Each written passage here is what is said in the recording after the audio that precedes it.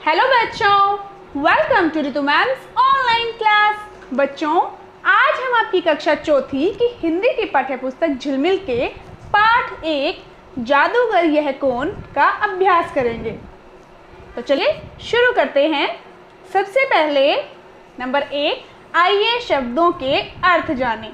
सबसे पहले शब्दों के अर्थ जानते हैं। तो बच्चों, यह है ओझल। ओझल का अर्थ होता है छिपा हुआ।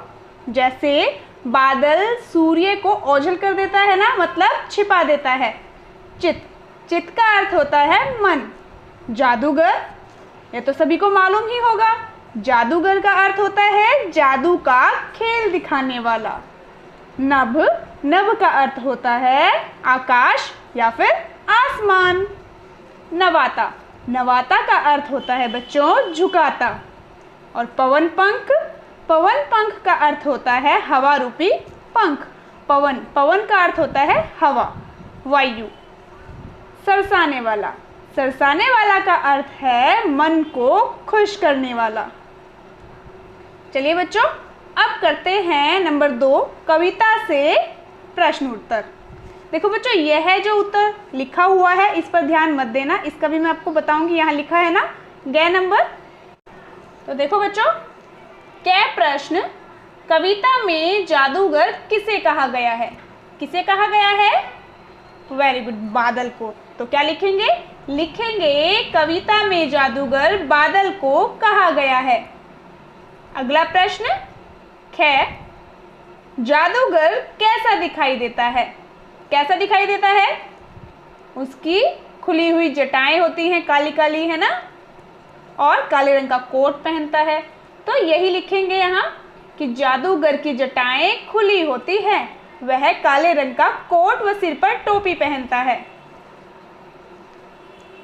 अगला बच्चों, नंबर ग, जादूगर कौन कौन से करतब दिखाता है?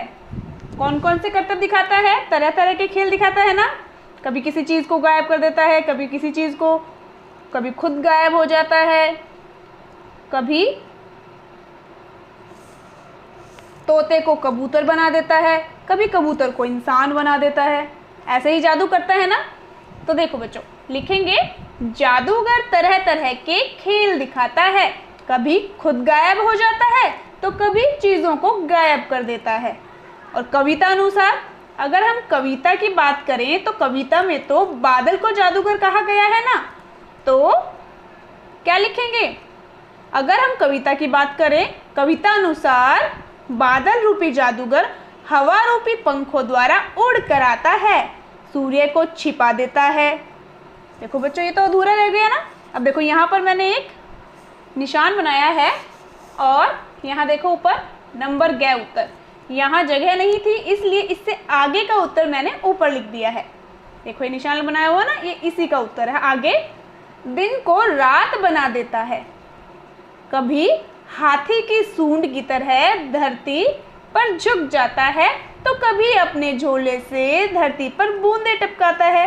जब वो बारिश करता है ना, उसी को कहा गया है कि झोले से धरती पर बूंदे टपकाता है।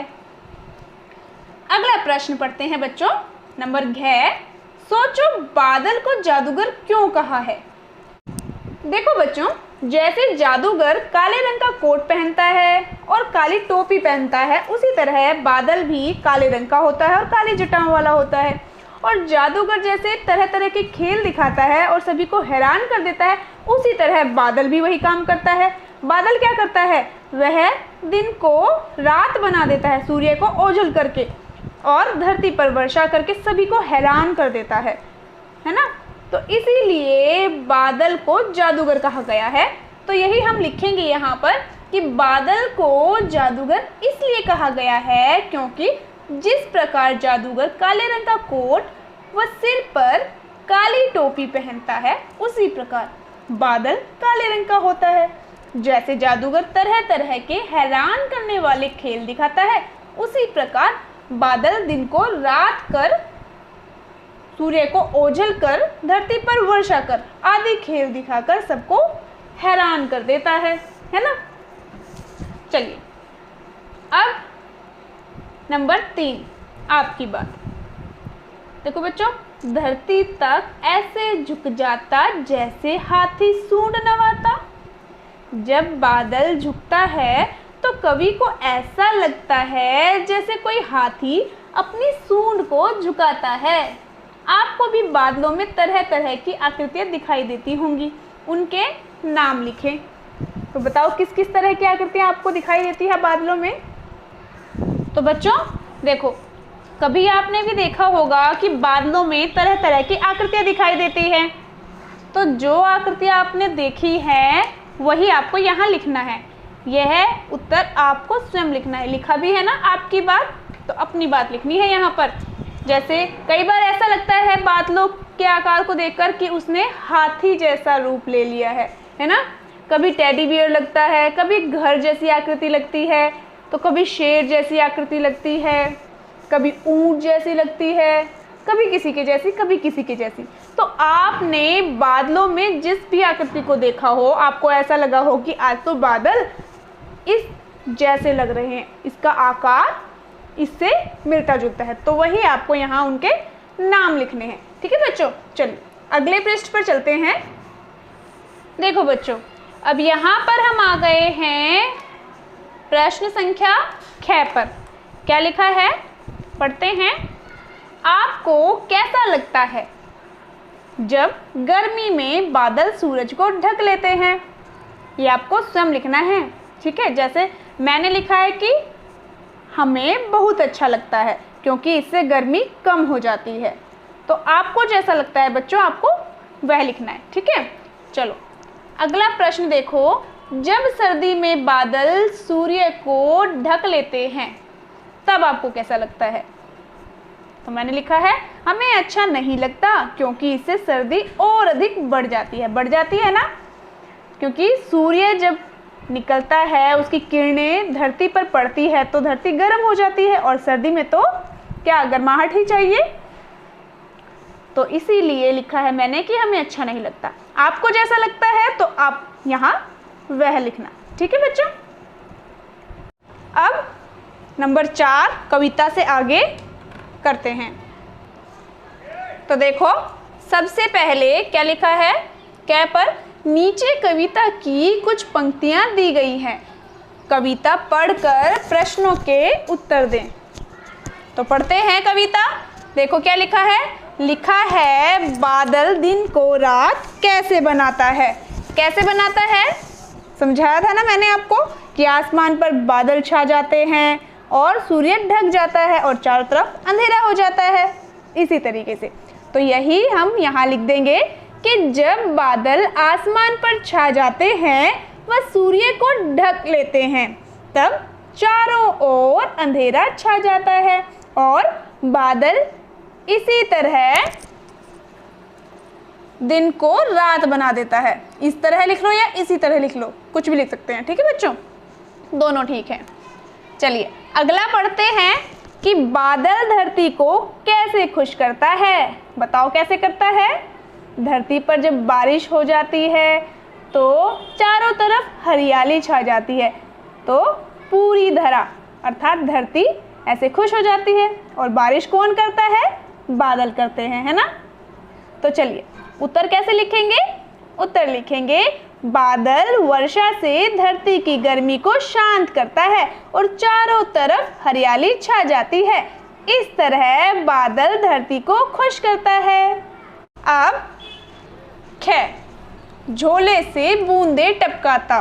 बादल अपने झोले से बूंदे टपकाता है। इसी तरह ये अपने झोले से क्या निकालेंगे, सोच कर लिखे। देखो बच्चों, अब लिखा है पिताजी। तो आप क्या सोचते हैं कि अगर पिताजी अपना झोला खोलेंगे और उसमें से कुछ निकालेंगे तो क्या निकलेगा। रुपए, पैसे, है ना, टॉफ़ी, आइसक्रीम और भी बहुत कुछ, वो आप यहाँ लिख सकते हैं। और जब माँ अपना झोला खोलेगी तो झोले में से क्या निकलेगा। माँ के झोले में से, माँ के झोले में से तो निकलेगा खीर, हलवा, लड्डू, पूरी, रुपए, पैसे और भी बहुत कुछ। आप यहाँ लिख लेना अपनी तरफ से। कुछ मैंने लिखे हैं, बाकी आप लिखना। ठीक है बच्चों। चलो, और अध्यापिका के झोले में से क्या निकलेगा। ये तो सभी को मालूम होगा। क्या? पुस्तक, पेन, कॉपी, डायरी, चौक, डस्टर, यही सब तो निकलेंगे, है ना बच्चों। चलो अब है जादूगर। जादूगर के झोले में से तो निकलेगा जादू की छड़ी, जादुई बॉक्स या फिर पिटारा जिसे कहते हैं, जादुई पिटारा, और झिलमिल करते हुए सितारे। और डाकिया के झोले में से क्या निकलेगा? पत्र और मनी ऑर्डर। अब अगला नंबर 5, भाषा की बात। इस कविता में बादल के कुछ काम दिए गए हैं, जैसे खेल दिखाना, उड़ना। अगले पृष्ठ पर चलते हैं बच्चों। देखो बच्चों, हम आ गए हैं पेज नंबर 4 पर। लिखा है, ऐसे ही कुछ और काम कविता में से छांट कर लिखें और उनसे वाक्य बनाएं। देखो बच्चों, लिखा है जैसे खेल दिखाना, इससे बनाया हुआ है वाक्य, जादूगर तरह तरह के खेल दिखाता है। यह उदाहरण के तौर पर बनाकर दिखाया गया है। अब अगला देखो, ओझल करना। तो बच्चों यहाँ मैंने बादल और जादूगर दोनों लिखे हैं। आप जादूगर भी लिख सकते हैं, बादल भी लिख सकते हैं। कविता के अनुसार आप लिखे तो बादल लिख सकते हैं या फिर जादूगर, कुछ भी लिख सकते हैं, ठीक है, क्योंकि बादल को जादूगर कहा गया है। वैसे सूरज को ओझल तो बादल ही करते हैं ना। आप अपनी तरफ से भी ओझल करना से कुछ और वाक्य बना सकते हैं। देखिए लिखा है, बादल सूरज को ओझल कर देता है, या फिर जादूगर सूरज को ओझल कर देता है। अब है रात बनाना। तो बादल दिन को रात बना देता है। झुकाना, इससे वाक्य बनेगा, बादल हाथी की सूंड की तरह धरती पर झुक जाता है। अब है लुभाना। जादूगर सबका मन लुभाता है। सरसाना, बादल या फिर जादूगर, कुछ भी लिख सकते हैं, वैसे बादल ही ठीक रहेगा, धरती पर वर्षा कर उसे सरसाता है। अब अगला नंबर 6। देखो पढ़ते हैं क्या लिखा है। जादूगर शब्द जादू और गर शब्द से मिलकर बना है। ऐसे कुछ और शब्द बनाइए। देखो बच्चों, बीच में लिखा है गर और यहाँ पर कुछ शब्द लिखे हैं, इन्हें जोड़कर एक नया शब्द बनाना है। जैसे जादू जमा गर, क्या बन जाएगा? जादूगर। सौदा जमा गर, क्या बनेगा? सौदागर। बाजी जमा गर बन जाएगा बाजीगर। और कारी और गर दोनों को जोड़कर बनेगा कारीगर। अब ग नंबर, निम्नलिखित शब्दों के लिए कविता में अन्य किन शब्दों का प्रयोग हुआ है? देखो, हवा। हवा के लिए कविता में पवन शब्द का प्रयोग हुआ है ना, वो पवन रूपी पंख पर उड़कर आता है बादल, तो पवन। और आकाश के लिए नभ का प्रयोग हुआ है। क्या वाक्य था नभ से? कविता में कहाँ कहाँ से नभ में आता है ना। अब सूर्य, सूर्य के लिए क्या प्रयोग हुआ है? सूर्य के लिए प्रयोग हुआ है सूरज। सूरज को ओझल कर देता, यह वाक्य है ना कविता में। अब पृथ्वी, पृथ्वी के लिए क्या प्रयोग हुआ है? देखो एक वाक्य है कविता में, धरती को सरसाने वाला, तो धरती शब्द प्रयोग हुआ है पृथ्वी के लिए। और इसी के साथ पाठ 1 का अभ्यास हुआ समाप्त। बच्चों बड़े अच्छे से समझ कर आपको यह करना है, और हैंडराइटिंग बहुत सुंदर सुंदर होनी चाहिए। इससे अगली वीडियो में अगले पाठ को पढ़ाया जाएगा। तो तब तक के लिए बाय बच्चों।